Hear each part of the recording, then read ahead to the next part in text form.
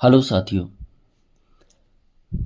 आपके अपने YouTube channel में आपका एक बार फिर से हार्दिक स्वागत है। आज हम आपके लिए लेकर आए हैं NCERT कक्षा 7 विज्ञान का अध्याय 1 पादपों में पोषण न्यूट्रिशन इन प्लांट्स जो लेसन है उसके बारे में हम विस्तार से चर्चा करेंगे।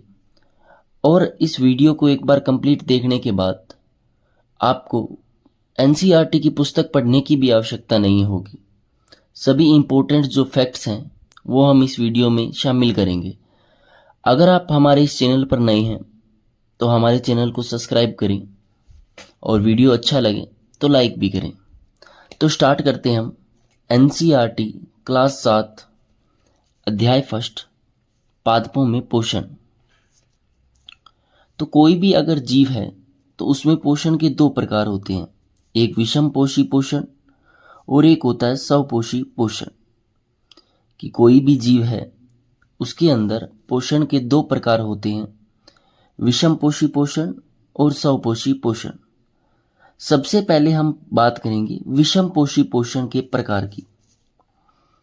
तो विषम पोषी पोषण के जो प्रकार हैं उनके अंदर कीटभक्षी, जिन्हें इंग्लिश में इंसेक्टिवोर्स कहते हैं। आजकल जो कंपटीशन जो एग्ज़ाम है उनके अंदर इंग्लिश टर्म जो है वो ज़्यादा इस्तेमाल की जाती है। अगर यहाँ से अपने कीटभक्षी की बात करें तो एग्जामिनर जो पेपर बनाता है वो कीटभक्षी की जगह इंसेक्टिवोर्स जो शब्द है उसका इस्तेमाल करता है। तो विषम पोषी का पहला प्रकार है कीटभक्षी, जिसे इंसेक्टिवोर्स कहते हैं। दूसरा परजीवी, जिसे पैरासाइट्स कहते हैं। मर्तोपजीवी, जिसे सेप्ट्रोट्रॉफ्स नाम दिया जाता है। सहजीवी, जिसे सिम्बायोटिक बोलते हैं। और पशु, पक्षी, मानव और कवक, ये सब विषम पोषी होते हैं।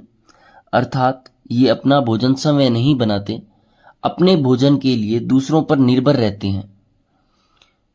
तो अगर हम विषम पोषियों के प्रकार की बात करें तो ये मुख्य 4 प्रकार थे। कि विषम पोषी के अंदर कीटभक्षी जो पादप है वो भी आते हैं, परजीवी भी आते हैं, मर्तोपजीवी भी आते हैं, सहजीवी भी आते हैं। हम विस्तार से इनके बारे में परिभाषा व उदाहरण इन सब पर हम चर्चा करेंगे। इस वीडियो के अंदर हमने NCERT क्लास 7 विज्ञान का जो अध्याय 1 है उसको पूरा सम्मिलित किया है। इसके बाद में अब हम स्टार्ट करते हैं स्वपोषी पोषण। स्वपोषी पोषण की बात करें तो स्वपोषी पोषण क्या होता है कि पोषण की वह विधि जिसमें कोई जीव या पादप अपना भोजन विभिन्न परिस्थितियों में स्वयं बनाते हैं, स्वपोषी कहलाते हैं। स्वपोषी पोषण की जो विधि है उसका नाम होता है प्रकाश संश्लेषण। कि जो स्वपोषी पोषण है उसके लिए जो विधि काम में ली जाती है उसका नाम होता है प्रकाश संश्लेषण विधि। अब अगर प्रकाश संश्लेषण विधि की बात करें तो प्रकाश संश्लेषण विधि के लिए आवश्यक पदार्थ कौन से हैं। कि अगर हमें प्रकाश संश्लेषण विधि का प्रयोग करना है या प्रकाश संश्लेषण क्रिया करवानी है तो उसके लिए कौन से पदार्थ जो हैं वो आवश्यक होते हैं। तो इसके अंदर जल होता है, कार्बन डाइऑक्साइड, जल व कार्बन डाइऑक्साइड जो होती हैं ये स्वपोषी पोषण विधि की जो प्रकाश संश्लेषण विधि है उसके लिए आवश्यक पदार्थ हैं। इसके अलावा प्रकाश संश्लेषण के लिए क्लोरोफिल, जो पादप की जो हरी पत्तियां होती है उनके अंदर एक वर्णक पाया जाता है जिसका नाम होता है क्लोरोफिल। वह सूर्य का प्रकाश आवश्यक है। कि प्रकाश संश्लेषण की जो विधि है उसमें क्लोरोफिल व सूर्य का प्रकाश जो है उनकी भी आवश्यकता होती है। और प्रकाश संश्लेषण क्रिया द्वारा जो अंतिम उत्पाद बनता है वह कार्बोहाइड्रेट होता है जिसे ग्लूकोज भी कहते हैं और इसके साथ ऑक्सीजन मुक्त होती है। CET एग्जाम में एक बार क्वेश्चन पूछा गया था कि प्रकाश संश्लेषण प्रक्रिया द्वारा बनने वाला ग्लूकोज या बनने वाली ऊर्जा किस रूप में पाई जाती है। तो इसका राइट आंसर होना था कार्बोहाइड्रेट। कि जो प्रकाश संश्लेषण क्रिया है, उस प्रकाश संश्लेषण क्रिया के अंदर जो ऊर्जा बनती है वो कार्बोहाइड्रेट के रूप में संचित होती है। अगर हम प्रकाश संश्लेषण क्रिया की बात करें तो इसके अंदर कार्बन डाइऑक्साइड व जल जो है यह सूर्य के प्रकाश की उपस्थिति में क्लोरोफिल की सहायता से क्रिया करते हैं और C6H12O6 यानी कि ग्लूकोज व ऑक्सीजन का निर्माण करते हैं। अगर हम इसे परिभाषा के फॉर्म में बात करें तो हम लिखेंगे कि हरे पेड़ पौधे सूर्य के प्रकाश की उपस्थिति में क्लोरोफिल की सहायता से कार्बन डाइऑक्साइड व जल से क्रिया करके कार्बोहाइड्रेट का निर्माण करते हैं व ऑक्सीजन मुक्त करते हैं। इस प्रक्रिया को प्रकाश संश्लेषण कहते हैं। कि हरे पेड़ पौधे सूर्य के प्रकाश की उपस्थिति में क्लोरोफिल की सहायता से कार्बन डाइऑक्साइड व जल को ग्रहण कर कार्बोहाइड्रेट व ऑक्सीजन का निर्माण करते हैं। तो स्वपोषी पोषण की विधि होती है प्रकाश संश्लेषण, और प्रकाश संश्लेषण क्रिया के लिए आवश्यक पदार्थ जो है वो जल की आवश्यकता होती है और कार्बन डाइऑक्साइड की। और अगर आवश्यक सहायक पदार्थ की बात करें तो इसमें क्लोरोफिल चाहिए और सूर्य का प्रकाश आवश्यक है। और प्रकाश संश्लेषण प्रक्रिया के दौरान जो अंतिम उत्पाद बनता है वह कार्बोहाइड्रेट होता है और इसके साथ ऑक्सीजन जो है वो मुक्त होती है। अब हम बात करेंगे पोषण क्या होता है। तो पोषण की अगर हम बात करें तो जीव के शरीर द्वारा भोजन को ग्रहण करना और उसको उपयोग करना, ये जो विधि है इसे पोषण कहते हैं। कि जीव द्वारा भोजन को पहले अंदर ग्रहण करना और उपयोग करने की जो विधि है इसे प्रकाश संश्लेषण कहते हैं। तो पोषण की हम बात करें तो जीव के शरीर द्वारा भोजन ग्रहण करने और उपयोग करने की जो विधि होती है उसे पोषण कहते हैं। कि कोई भी जीव है उसके द्वारा पहले भोजन को अंदर ग्रहण करना और फिर जो भोजन के जटिल पदार्थ होते हैं उनको सरल पदार्थों में तोड़कर फिर उनसे ऊर्जा मुक्त करने या उपयोग करने की जो विधि है वो पोषण कहलाती है। पोषण की दो प्रकार की विधि होती है। स्वपोषी पोषण, जिसे इंग्लिश में ऑटोट्रॉक्स कहते हैं। स्वपोषी पोषण, जिसे इंग्लिश में ऑटोट्रॉक्स कहते हैं, दो शब्द होते हैं। ऑटो का मतलब समय, और ट्रॉफ जो वर्ड है उस ट्रॉफ्स वर्ड का मतलब होता है पोषण, अर्थात जो अपना भोजन समय बनाते हैं। स्वपोषी का मतलब होता है कि वे पदार्थ या वे जीव जो अपना भोजन समय बनाते हैं स्वपोषी कहलाते हैं। और इन्हें इंग्लिश में ऑटोट्रॉफ्स, ऑटो शब्द का मतलब होता है समय और ट्रॉप्स वर्ड का जो मतलब है वो होता है पोषण। कि जो अपना भोजन समय बनाते हैं वह स्वपोषी होते हैं। और दूसरी पोषण की विधि होती है विषम पोषी, जिसे इंग्लिश में हेट्रोट्रॉप्स कहते हैं। कि जो अपना भोजन समय न बनाकर दूसरों पर निर्भर रहते हैं। विषम पोषी पोषण की विधि वह है जिसके अंदर कोई जीव जो है वो अपना भोजन समय न बनाकर अपने भोजन के लिए दूसरों पर निर्भर रहता है। जैसे मनुष्य जो है वो अपना भोजन समय न बनाकर अन्य पादपों पर या अन्य जीवों पर निर्भर रहता है, तो यह विषम पोषी कहलाते हैं, जिसे इंग्लिश में हेट्रोट्रॉप्स, हेट्रो का मतलब होता है दूसरों पर निर्भर रहने वाला। तो पोषण की दो विधियां हमने पढ़ी, स्वपोषी और विषम पोषी। हम कक्षा 7 जो NCERT है उसके अध्याय 1 पे चर्चा कर रहे हैं और इस वीडियो के अंदर कक्षा 7 पहले पार्ट का कंप्लीट आपको जो नोट्स फॉर्मेट है वो मिल रहा है। इसको पढ़ने के बाद आपको पुस्तक पढ़ने की भी आवश्यकता नहीं है। नेक्स्ट इसके बाद में है कोशिका। अगर हम कोशिका की बात करें तो कोशिका को इंग्लिश में सेल बोलते हैं। कोशिका को इंग्लिश में सेल कहते हैं कि जीवित जो जीव होते हैं उनका शरीर कोशिका नामक छोटी इकाइयों से बना होता है, कि प्रत्येक जो जीव है उसका शरीर छोटी इकाइयों से मिलकर बना होता है और इकाइयों को कोशिका कहते हैं। केवल सूक्ष्मदर्शी से हम इन्हें देख सकते हैं। अगर कोशिका की बात करें तो शरीर के अंदर कोशिकाओं का जाल पाया जाता है। कोई भी जीव है उसके शरीर के अंदर बहुत सारी कोशिकाएं पाई जाती है और इन कोशिकाओं का जाल भी होता है। तो ये कहता है कि भाई जो जीवित जीव जो होते हैं उनका शरीर कोशिकाओं नामक छोटी इकाइयों से बना होता है और कोशिका इतनी छोटी होती है कि इन्हें हम केवल सूक्ष्मदर्शी के द्वारा ही देख सकते हैं। कोशिका के 3 भाग होते हैं, कोशिका झिल्ली, नाभिक और कोशिका द्रव्य। मुख्य रूप से कोशिका के 3 भाग होते हैं, कोशिका झिल्ली, नाभिक और कोशिका द्रव्य। अब बात करें कोशिका झिल्ली, तो कोशिका का जो सबसे बाहरी जो सीमा होती है, बाहरी जो भाग होता है उसे कोशिका झिल्ली कहते हैं। कि कोशिका का सबसे पतला जो बाहरी सीमा होती है उसे कोशिका झिल्ली कहते हैं। कि कोशिका की पतली बाहरी सीमा जो है उसे कोशिका झिल्ली कहते हैं। केंद्रक में स्थित गोलाकार संरचना, कि केंद्रक जो होता है उसके अंदर जो गोलाकार संरचना होती है उसे नाभिक कहते हैं। कोशिका के अंदर जो केंद्र भाग में स्थित गोलाकार संरचना होती है उसे नाभिक कहा जाता है।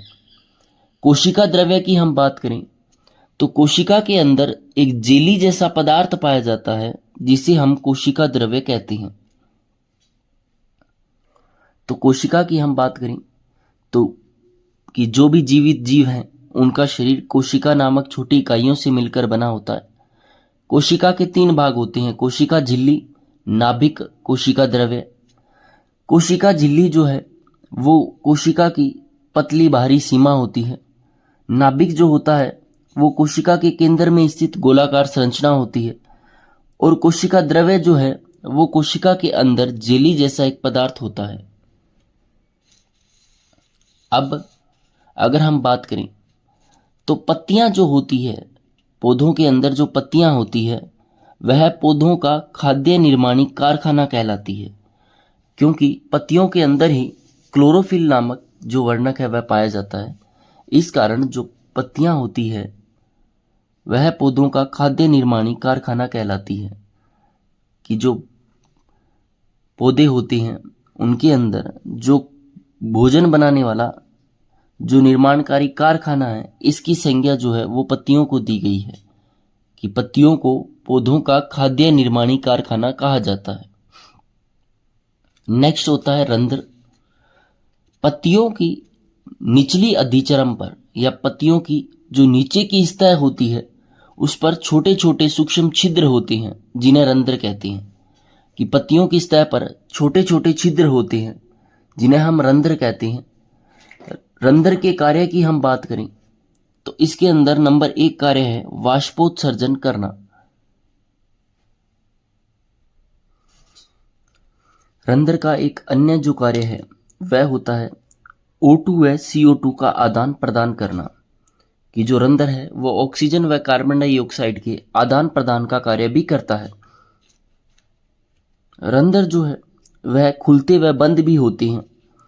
और अगर हम बात करें कि रंध्र का खुलना व बंद होना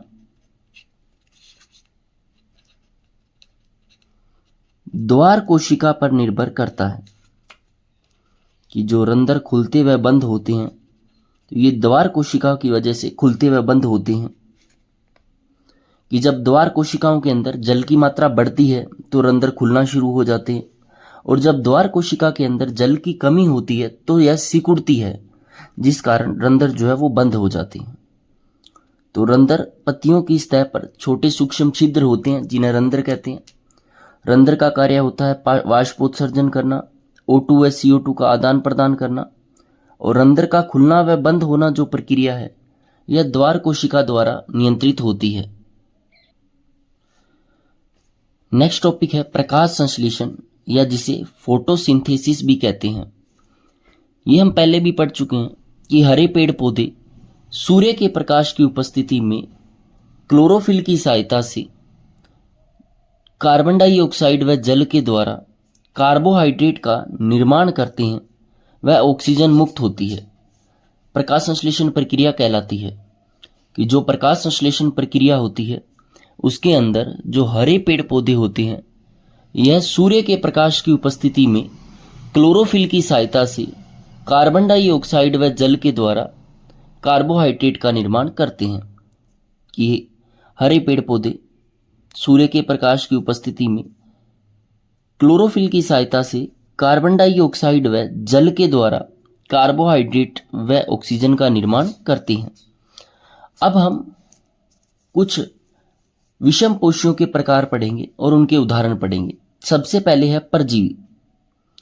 परजीवी क्या होते हैं कि परजीवी वे होते हैं जो अपना भोजन दूसरे जीवों के शरीर से चिपक कर या उनके साथ रहकर जो है वो प्राप्त करते हैं, या दूसरों के शरीर से जो अपना भोजन प्राप्त करते हैं या पोषण प्राप्त करते हैं, वो परजीवी कहलाते हैं। और परजीवी पौधा जो है वो अमरबेल को कहते हैं। अमरबेल जो होता है वो परजीवी की श्रेणी में आता है और परजीवी पौधा जो है उसका उदाहरण अमरबेल होता है। परजीवी पौधा अमरबेल को ही कहते हैं क्योंकि यह परपोषी या होस्ट प्लांट से पोषक तत्व अवशोषित करता है।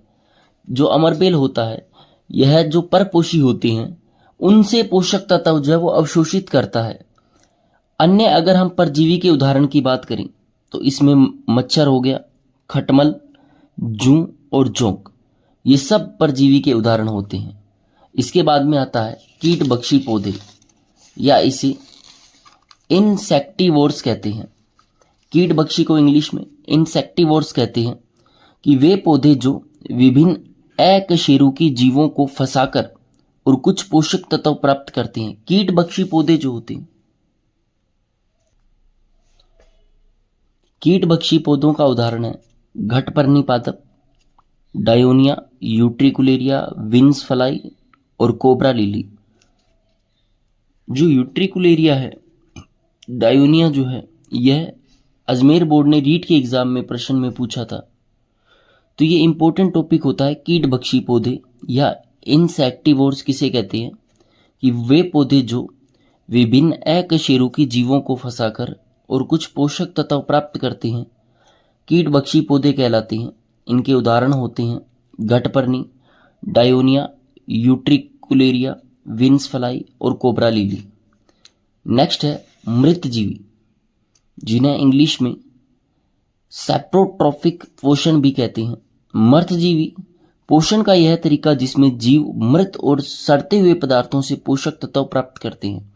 कि वे जीव जो सड़े गले और जो मृत जो पादप होते हैं उनसे अपना पोषण प्राप्त करते हैं, वो मृतजीवी या इंग्लिश में जिन्हें सैप्रोट्रॉफिक पोषण कहते हैं। इसके उदाहरण है मशरूम, कुरकुमुत्ता। तो हम याद रखेंगे कि परजीवी के उदाहरण थे मच्छर, खटमल, जूं और जोंक। कीटभक्षी पौधों के उदाहरण की बात करें तो घटपर्णी, Dionaea, Utricularia, Venus fly, cobra lily. और मृतजीवी के उदाहरण की बात करें तो इसमें मशरूम और कुकुरमुत्ता जो है वह इसके उदाहरण होते हैं।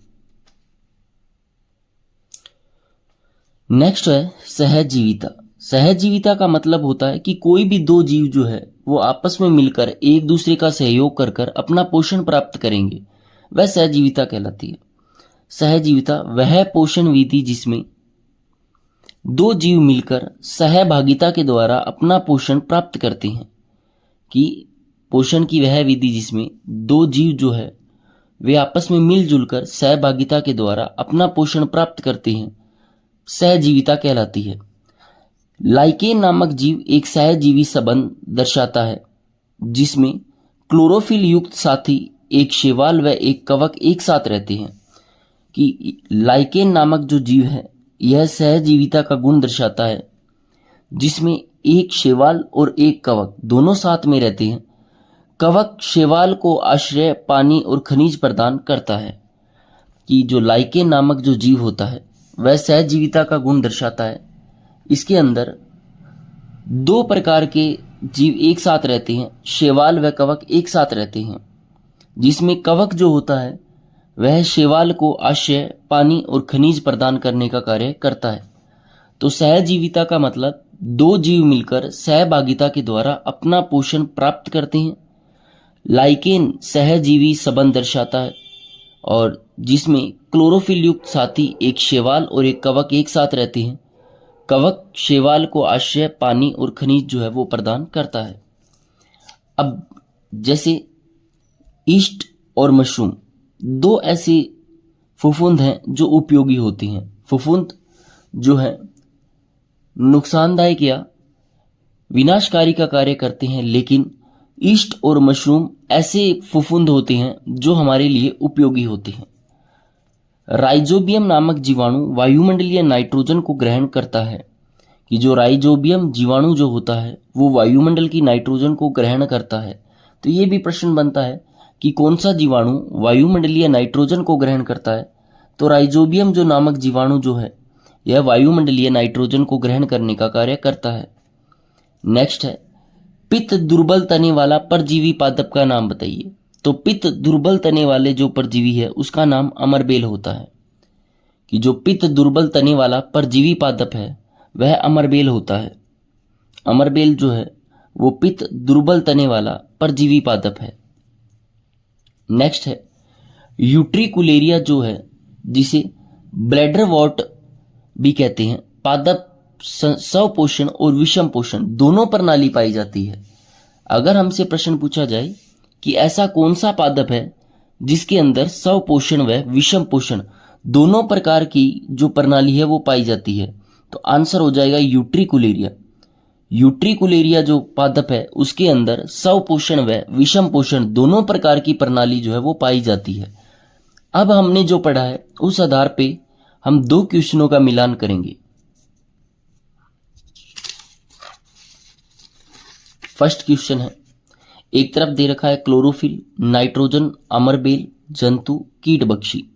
दूसरी तरफ है जीवाणु, परपोषित, घटपर्णी, पत्ती और परजीवी। इनका मिलान करना है। तो अगर हम बात करें क्लोरोफिल की, तो क्लोरोफिल जो है वो पादप की पत्ती में पाया जाता है। क्लोरोफिल जो है वो पादप की पत्ती में पाया जाता है। नाइट्रोजन जो है उस नाइट्रोजन को राइजोबियम नामक जीवाणु द्वारा ग्रहण किया जाता है। अभी हमने पढ़ा था कि राइजोबियम नामक जो जीवाणु है वो नाइट्रोजन को ग्रहण करता है। अमरबेल, अमरबेल जो है वह परजीवी होती है। अमरबेल जो है वो परजीवी पौधों की श्रेणी में आता है। जंतु की अगर हम बात करें तो जंतु अपना भोजन समय न बनाकर दूसरों पर निर्भर रहते हैं, अतः जंतु जो है वह परपोषित होते हैं। और कीट बख्शी के उदाहरण अभी हमने पढ़े थे, यूट्रिकुलेरिया, डायोनिया, घटपर्णी। तो इसका मिलान होगा घटपर्णी से। तो अभी हमने जो पढ़ा था उस आधार पे ये मिलान का एक हमने क्वेश्चन सॉल्व किया है कि क्लोरोफिल जो है वो पादप की पत्ती में पाया जाता है। राइजोबियम नामक जीवाणु नाइट्रोजन को ग्रहण करता है। अमरबेल जो है वो परजीवी का उदाहरण होता है। जंतु जो है वो परपोषित होते हैं, यानी अपना भोजन या अपना पोषण दूसरों से प्राप्त करते हैं। कीट बख्शी के उदाहरण के अंदर हमने पढ़ा था घटपर्णी, इसके अलावा Dionaea, Utricularia, Venus fly, cobra lily, ये सब कीट बख्शी के उदाहरण हैं। नेक्स्ट एक और क्वेश्चन हम सोल्व करेंगे जिसके अंदर लिखा हुआ है मटर, क्लोरोफिल, मशरूम, लाइकेन। तो अगर हम बात करें तो लाइकेन जो है यह सहजीवी का उदाहरण है। लाइकेन जो है वह सहजीविता का गुण दर्शाता है। लाइकेन जो पौधा होता है वह सहजीवी का गुण दर्शाता है। क्लोरोफिल जो है वह प्रकाश संश्लेषण क्रिया जो है उसका कार्य करता है। कि क्लोरोफिल जो होता है वह प्रकाश संश्लेषण क्रिया में कार्य करता है। अगर हम बात करें राइजोबियम जो होता है, राइजोबियम इसके अंदर मटर का जो है और मशरूम जो है यह कवक के अंदर है। तो इस प्रकार से हम ये मिलान का जो क्वेश्चन है वो सोल्व करते हैं कि मटर राइजोबियम क्लोरोफिल प्रकाश संश्लेषण में, मशरूम कवक में, और लाइकेन जो है वो सहजीवी का गुण दर्शाता है। तो इस प्रकार हमने कक्षा 7 NCERT अध्याय 1 जो है उसको डिटेल से पढ़ लिया है। और अगर आप इस वीडियो को अच्छे से देख के नोट्स भी बनाते हैं तो आसानी से आप बना सकते हैं। इन नोट्स को देखने के बाद में, इस वीडियो को कंप्लीट देखने के बाद में आपको पुस्तक पढ़ने की आवश्यकता नहीं पड़ेगी। नेक्स्ट वीडियो में हम कक्षा 7 NCERT का अध्याय 2 जो है उस पर चर्चा करेंगे। धन्यवाद।